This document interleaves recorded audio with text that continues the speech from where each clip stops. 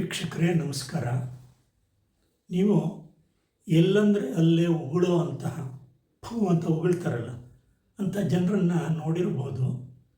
ಅವರನ್ನು ನೋಡಿದ್ರೆ ಬಹಳಷ್ಟು ಜನ ಅವ್ರ ಬಗ್ಗೆ ತಿರಸ್ಕಾರ ಅಥವಾ ಅವರನ್ನು ಬೈಕೊಳ್ತಾರೆ. ಆದರೆ ಆ ರೀತಿ ಎಲ್ಲರೂ ಬೈಕೊಳ್ಳೋರಿಗೆ, ತಿರಸ್ಕಾರದಿಂದ ಕಾಣೋರಿಗೆ ಆ ಉಗುಳೋದು ಎಷ್ಟು ತಪ್ಪು ಅಂತ ಹೇಳಬೇಕು ಅನ್ನೋದು ಗೊತ್ತಾಗಲ್ಲ. ಅದು ಈ ವಿಡಿಯೋದಲ್ಲಿ ನಾನು ಮುಖ್ಯವಾಗಿ ಈ ಉಗುಳು ಅಥವಾ ಎಂಜಲು, ಇಂಗ್ಲೀಷ್ನಲ್ಲಿ ಸಲೈವಾ ಅಂತ ಹೇಳ್ತಾರೆ, ಇದರದ್ದು ಕೆಲಸ ಏನು ಅನ್ನೋದನ್ನು ನಾನು ಹೇಳ್ತೀನಿ. ಈ ವಿಷಯ ಎಂಜಲು ಅದರದ್ದು ಮಹತ್ವ ಗೊತ್ತಾದರೆ ಬಹುಶಃ ಅನೇಕರು ಎಲ್ಲಂದರಲ್ಲೇ ಉಗುಳುತ್ತಾ ಇರುವಂಥವರು ನಿಲ್ಲಿಸ್ಬೋದು ಅಂತ ನನ್ನ ಭಾವನೆ. ಪ್ರಾರಂಭದಲ್ಲೇ ಹೇಳಿಬಿಡ್ತೀನಿ.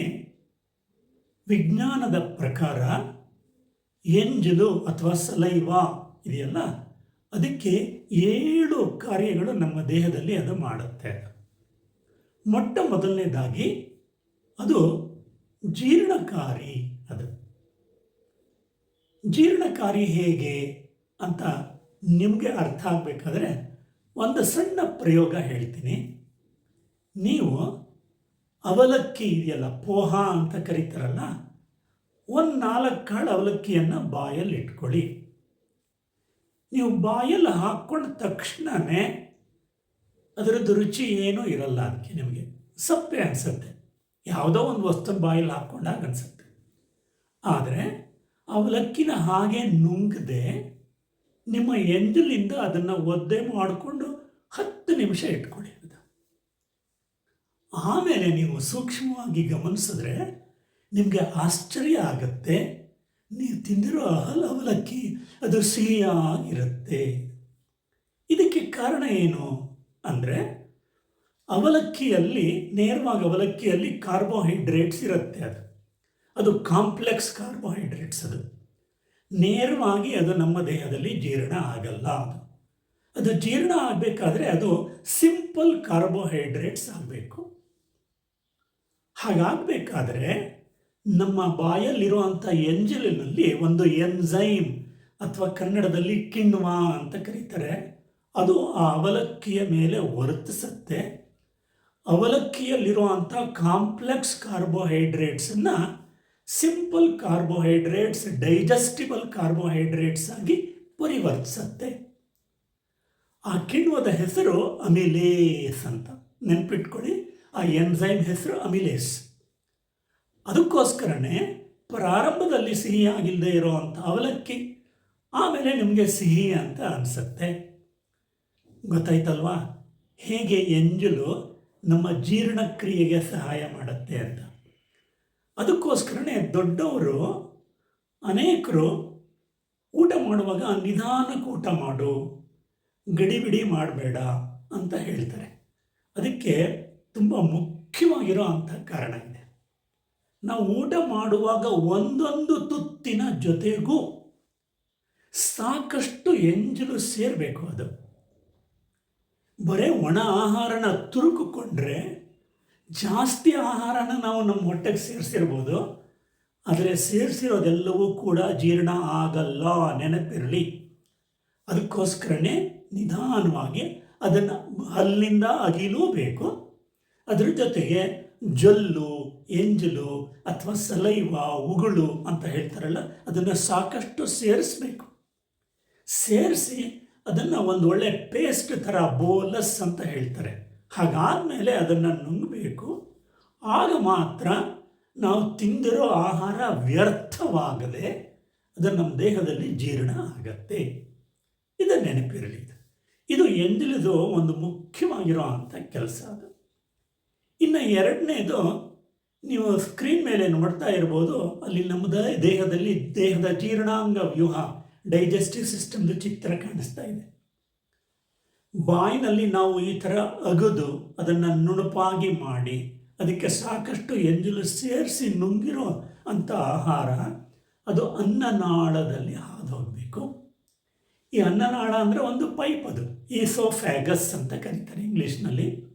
ಅದು ಮೃದುವಾದ ಭಾಗದಿಂದ ಮಾಡಿರುತ್ತೆ ಅದು ಅಲ್ವಾ. ಅದರದ್ದು ಗೋಡೆಗಳಿಗೆ ಏನೂ ಕೂಡ ಆಘಾತ ಆಗಬಾರ್ದು.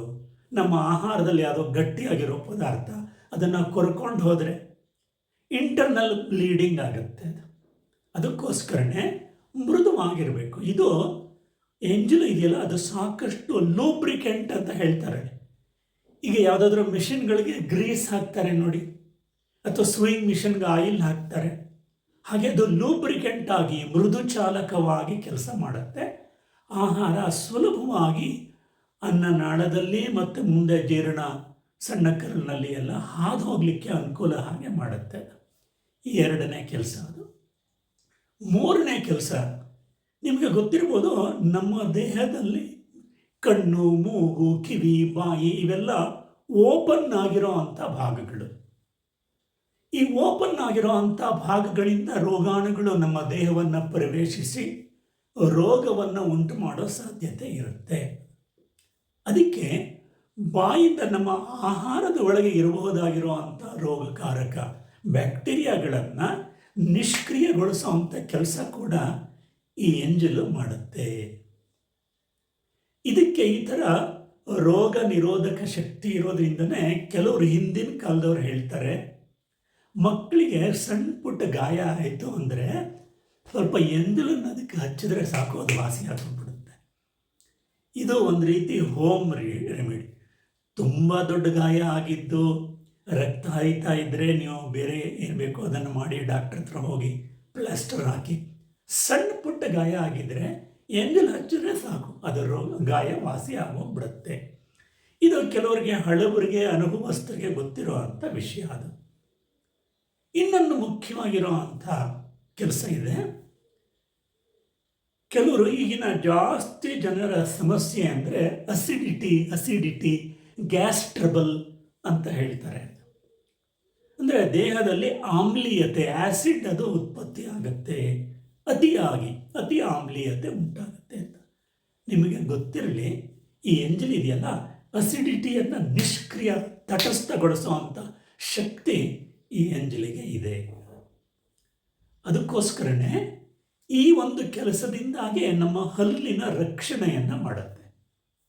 ನನ್ನ ಹಿಂದಿನ ಒಂದು ವಿಡಿಯೋದಲ್ಲಿ ಹಲ್ಲಿನ ರಕ್ಷಣೆ ವಿಷಯ ನಾನು ಹೇಳಿದ್ದೆ, ಆದರೆ ಇದನ್ನು ಸಂಕ್ಷಿಪ್ತವಾಗಿ ಹೇಳ್ತೀನಿ. ಈಗ ಇದೇ ನಮ್ಮ ಹಲ್ಲುಗಳು ಅಂತ ತಿಳ್ಕೊಂಡ್ರೆ, ಈ ಹಲ್ಲುಗಳ ಮೇಲೆ ಆಹಾರ ಕಣಗಳು ಸಂಗ್ರಹ ಆಗಿದ್ದರೆ ಆ ಆಹಾರದ ಕಣಗಳ ಮೇಲೆ ನಮ್ಮ ಬಾಯಲ್ಲಿರುವಂಥ ಕೆಲವು ಬ್ಯಾಕ್ಟೀರಿಯಾಗಳು ವರ್ತಿಸಿ ಆ್ಯಸಿಡ್ ಅದನ್ನು ಉತ್ಪತ್ತಿ ಮಾಡುತ್ತೆ. ಈ ಆ್ಯಸಿಡ್ ಇದೆಯಲ್ಲ, ಹಲ್ಲುಗಳು ಅದರ ಮೇಲಿರುವಂಥ ಎನಾಮಲ್, ಗಟ್ಟಿಯಾಗಿರುವಂಥ ಎನಾಮಲ್ ಪದರ ಅಂತ ಇರುತ್ತೆ. ಇಡೀ ನಮ್ಮ ಮಾನವ ದೇಹದಲ್ಲಿ ಅತ್ಯಂತ ಕಠಿಣ, ವಜ್ರದಷ್ಟು ಕಠಿಣವಾಗಿರುವಂಥ ವಸ್ತು ಯಾವುದಿದೆ ಅಂದರೆ ಅದು ಈ ಹಲ್ಲಿನ ಮೇಲಿರುವಂಥ ಎನಾಮಲ್ ಪದರ. ಈ ಆ್ಯಸಿಡ್ ಇದೆಯಲ್ಲ, ಆ ಪದರವನ್ನು ತೆಳುವಾಗಿ ಮಾಡಿ ನಶಿಸಿ ಹೋಗೋ ಹಾಗೆ ಮಾಡುತ್ತೆ. ಅದನ್ನು ಕೊರೆಯುವಂಥ ತಾಕತ್ತು ಆ್ಯಸಿಡ್ಗಿರುತ್ತೆ. ಆದರೆ ನಮ್ಮ ಬಾಯಲ್ಲಿರುವಂಥ ಎಂಜಲ್ ಇದೆಯಲ್ಲ, ಆ ಆ್ಯಸಿಡನ್ನು ತಟಸ್ಥಗೊಳಿಸ್ಬಿಡುತ್ತೆ. ಸೊ ನಮ್ಮ ಬಾಯಲ್ಲಿ ಎಂಜಲು ಇದ್ದರೆ ಅದು ಆ ಹಲ್ಲು ಕೊರೆಯೋದನ್ನು ಅದು ತಪ್ಪಿಸುತ್ತೆ ಅಂತ ಹೇಳಿ. ಈ ಹಲ್ಲಿನ ಕೊರತೆ ಉಂಟಾಗೋದಕ್ಕೆ 2 ಕಾರಣಗಳು: ಆಹಾರದ ಕಣಗಳು ಮತ್ತು ಎಂಜಲು ಇಲ್ಲದೆ ಇರೋದು. ಆಹಾರದ ಕಣಗಳು ಸಂಗ್ರಹ ಆಗದೆ ಇರುವಾಗ ನಾವು ಬ್ರಷ್ ಮಾಡಬೇಕು, ಅದು ಗೊತ್ತಿದೆ. ಎಂಜಲು ಆ ಆ್ಯಸಿಡನ್ನು ತಟಸ್ಥಗೊಳಿಸೋದ್ರ ಮೂಲಕ ನಮ್ಮ ಹಲ್ಲಿನ ರಕ್ಷಣೆ ಮಾಡುತ್ತೆ ಅದು.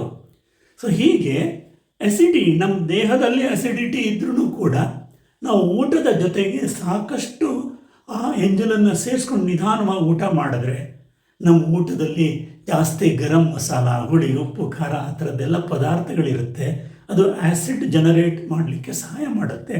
ಆದರೆ ಎಂಜಲು ಅದರಲ್ಲಿ ಆಹಾರದ ಜೊತೆಗೆ ಸಾಕಷ್ಟು ಸೇರಿಸಿದ್ರೆ ಆಗ ಅಸಿಡಿಟಿ ಉಂಟಾಗುವಂಥ ಸಂಭವ ಕಡಿಮೆ ಇರುತ್ತೆ. ಇನ್ನು ಇದು ಕೆಲವರು ಎಚ್ಚರಿಕೆಯಿಂದ ಮಾಡಬೇಕಾಗಿರೋವಂಥ ಇನ್ನೊಂದು ಕೆಲಸ, ಅದು ಕಣ್ಣಿನ ರಕ್ಷಣೆಗೂ ಕೂಡ ಇದೆ. 5ನೇ ಉಪಯೋಗ, ಕಣ್ಣಿನ ರಕ್ಷಣೆಗೂ ಕೂಡ ಸಹಾಯ ಮಾಡುತ್ತೆ. ಈಗೆಲ್ಲ ಜಾಸ್ತಿ ಜನ ಇದಾರಲ್ಲ, ತುಂಬ ಹೊತ್ತು ಲ್ಯಾಪ್ಟಾಪ್ ಅಥವಾ ಟಿ ವಿ, ಮೊಬೈಲ್ ಸ್ಕ್ರೀನ್ ಅದನ್ನು ನೋಡ್ತಾ ಇರ್ತಾರೆ. ಸ್ಕ್ರೀನ್ ಟೈಮ್ ಇದೆಯಲ್ಲ, ಸ್ಕ್ರೀನನ್ನು ನೋಡ್ತಾ ಜಾಸ್ತಿ ಹೊತ್ತು ಕೂತ್ಕೊಳ್ಳೋದ್ರಿಂದ ಕಣ್ಣನ್ನು ನಾವು ಅಲುಗಾಡಿಸೋದೇ ಇಲ್ಲ, ಅದು ಸ್ಥಿರವಾಗಿರುತ್ತೆ ಅದು. ಹಾಗಾಗಿ ಕಣ್ಣಿನಲ್ಲಿ ಕಣ್ಣೀರು ಸಾಕಷ್ಟು ಬಿಡುಗಡೆ ಆಗದೆ ಕಣ್ಣುಗಳು ಒಣ ಕಣ್ಣು, ಡ್ರೈ ಐಸ್ ಆಗುತ್ತೆ. ಇದರಿಂದ ಕಣ್ಣಿಗೆ ಅದು ಬರ್ನಿಂಗ್ ಸೆನ್ಸೇಷನ್ ಅಂತ, ಕಣ್ಣನ್ನು ಚೆನ್ನಾಗಿ ನೀರು ಹಾಕ್ಕೊಳ್ಳೋಣ ಅನಿಸುತ್ತೆ, ಐಸ್ ಹಾಕ್ಕೊಳ್ಳೋಣ ಅಂತ ಅನಿಸುತ್ತೆ, ಡ್ರೈ ಐಸ್ ಅಂತ. ಇದು ಕಣ್ಣಿಗೆ ತುಂಬ ಮುಖ್ಯವಾಗಿರುವಂಥ ಸಮಸ್ಯೆ ಅದು. ಆದರೆ ಇದನ್ನು ಎಂಜಲು ಇದೆಯಲ್ಲ, ಎಂಥ ಎಂಜಲು ಅಂದರೆ, ನೀವು ರಾತ್ರಿ ಮಲ್ಕೊಳ್ಳುವಾಗ ಮುಂಚೆ ಚೆನ್ನಾಗಿ ಬ್ರಷ್ ಮಾಡಿಕೊಂಡು ಬಾಯಿನ ಸ್ವಚ್ಛವಾಗಿ ಮಾಡಿ ಮಲ್ಕೊಂಡಿರಬೇಕು.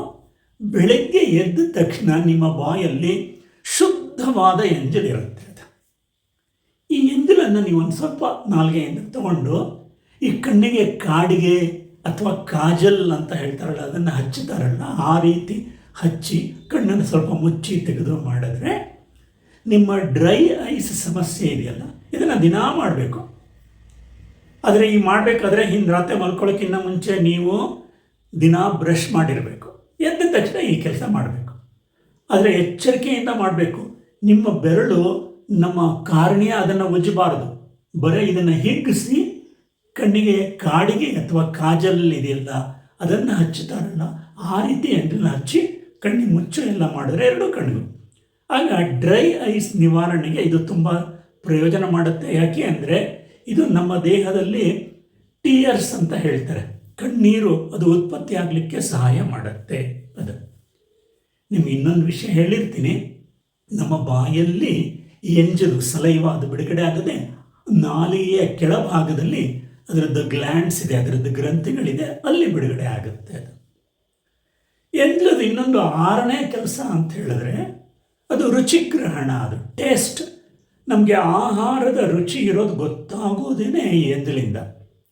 ನಾವು ಆಹಾರದ ಜೊತೆಗೆ ಎಂಜಲನ್ನು ಸೇರಿಸಿದಾಗ ಅದು ನಮ್ಮ ನಾಲಿಗೆ, ನಿಮ್ಗೆ ಗೊತ್ತಿರ್ಬೋದು, ನಾಲಿಗೆ ನೈಸಾಗಿಲ್ಲ, ಅದು ಒರಟಾಗಿರುತ್ತೆ. ಆ ನಾಲಿಗೆಯ ಮೇಲ್ಭಾಗದಲ್ಲಿ ಟೇಸ್ಟ್ ಬಡ್ಸ್ ಅಂತ, ರಸಗ್ರಂಥಿಗಳು ಅಂತ ಇರುತ್ತೆ. ಅದು ಬೇರೆ ಬೇರೆ ರುಚಿಗೆ ಬೇರೆ ಬೇರೆ ಭಾಗದಲ್ಲಿರುತ್ತೆ. ಅದು ಈ ಎಂಜಲಿನಿಂದ ಕೂಡಿರುವಂತಹ ಆಹಾರ ಆ ಟೇಸ್ಟ್ ಬಡ್ಸ್ ಇರುತ್ತಲ್ಲ ಅದರೊಳಗಡೆ ಪ್ರವೇಶ ಮಾಡಿದರೆ ಅಷ್ಟೇ ನಮಗೆ ರುಚಿಯ ಅನುಭವ ಆಗೋದದು. ಸೊ ರುಚಿಯನ್ನು ನೋಡಲಿಕ್ಕೂ ಕೂಡ ಅದು ಸಹಾಯ ಆಗುತ್ತೆ. ಅದು ಇನ್ನು 7ನೇ ಒಂದು ಮುಖ್ಯವಾಗಿರೋ ಕೆಲಸ ಇದೆ, ಇದು ಹಲ್ಲಿಗೆ ಸಂಬಂಧಪಟ್ಟಿರೋದು. ಇದನ್ನೇ ನಮ್ಮ ಹಲ್ಲು ಅಂತ ತಿಳ್ಕೊಳ್ಳಿ. ಹಲ್ಲು ಇಡೀ ಹಲ್ಲು ಮತ್ತು ಹಲ್ಲಿನ ಮೇಲಿರುವಂಥ ಎನಾಮಲ್ ಪದರ ಇದೆಯಲ್ಲ, ಅದು ಕ್ಯಾಲ್ಶಿಯಂ, ಫಾಸ್ಫೇಟ್ ಮತ್ತು ಫ್ಲೋರೈಡ್ ಅಂತ ಮುಖ್ಯವಾಗಿರೋ ವಸ್ತುಗಳಿಂದ ಮಾಡಲ್ಪಟ್ಟಿರುತ್ತೆ. ಇವೆಲ್ಲ ಡಿಮಿನರಲೈಸೇಷನ್, ಇಲ್ಲಿ ವಸ್ತುಗಳು ಕ್ರಮೇಣವಾಗಿ ನಶಿಸೋಗಿರುತ್ತಂತೆ ಅನೇಕ ಕಾರಣದಿಂದ. ನಮ್ಮ ಬಾಯಲ್ಲಿರೋ ಆ್ಯಸಿಡಿಂದ, ಆಹಾರದಿಂದ, ನಾವು ಆಹಾರ ಸೇವಿಸ್ತೀವಿ, ಅದರಿಂದ ಡಿಮಿನರಲೈಸ್ ಆಗಿರುತ್ತೆ. ಅಂದರೆ ಅದರಲ್ಲಿರುವಂಥ ಖನಿಜಾಂಶಗಳೆಲ್ಲ ಕರಗೋಗ್ಬಿಟ್ಟಿರುತ್ತೆ. ಅದನ್ನು ರೀಮಿನರಲೈಸೇಷನ್, ಪುನರ್ ಖನಿಜೀಕರಣ ಅಂತ ಹೇಳ್ಬೋದು. ರೀಮಿನರಲೈಸೇಷನ್ ಮಾಡಲಿಕ್ಕೆ ಈ ಎಂಜಲು ಸಹಾಯ ಮಾಡುತ್ತೆ, ಅಂದರೆ ಹಲ್ಲುಗಳನ್ನು ಗಟ್ಟಿಗೊಳಿಸುತ್ತೆ. ಇಷ್ಟೆಲ್ಲ ಎಂಜಲದ ಕಾರ್ಯಗಳಿದೆ. ಇಂಥ ಅಮೂಲ್ಯವಾದ ಎಂಜಲನ್ನು ನಾವು ಫೂ ಅಂತ ಉಗುಳಿ ವ್ಯರ್ಥಗೊಳಿಸ್ತೀವಲ್ವ, ದೇವರು ನಮಗೆ ಕೊಟ್ಟಿರೋ ಒಂದು ಔಷಧ ಎಂಜಲು ಅನ್ನೋದದು. ಅದು ಬೇಕಾದಷ್ಟು ಕೆಲಸ ಅದರಲ್ಲಿದೆ. ಅಂಥ ಅಮೂಲ್ಯವಾಗಿರುವಂಥ ಎಂಜಲನ್ನು ನಾವು ಉಗುಳೋದು ನಮಗೆ ತುಂಬ ನಷ್ಟ ಉಂಟು ಮಾಡುತ್ತೆ. ಯಾರು ಎಲ್ಲಂದರಲ್ಲೇ ಉಗುಳ್ತಾರೆ, ಯಾವಾಗಲಂದರೆ ಅವಾಗಲೇ ಉಗುಳ್ತಾರಲ್ಲ ಅಂಥವರು ದಯವಿಟ್ಟು ಉಗುಳೋದನ್ನು ನಿಲ್ಲಿಸಿ ಅದನ್ನು ನುಂಗೋದನ್ನು ಅಭ್ಯಾಸ ಮಾಡಿಕೊಳ್ಳಿ. ಆಗ ಖಂಡಿತ ನಿಮ್ಮ ಆರೋಗ್ಯ ಸುಧಾರಿಸುತ್ತೆ. ಅದರ ಜೊತೆಗೆ ಸಾರ್ವಜನಿಕ ನೈರ್ಮಲ್ಯದ ದೃಷ್ಟಿಯಿಂದ ಕೂಡ ಎಲ್ಲಂದರೆ ಎಲ್ಲೇ, ಯಾವಾಗಂದರೆ ಆವಾಗಲೇ ಉಗುಳೋದು ಒಳ್ಳೆಯದಲ್ಲ.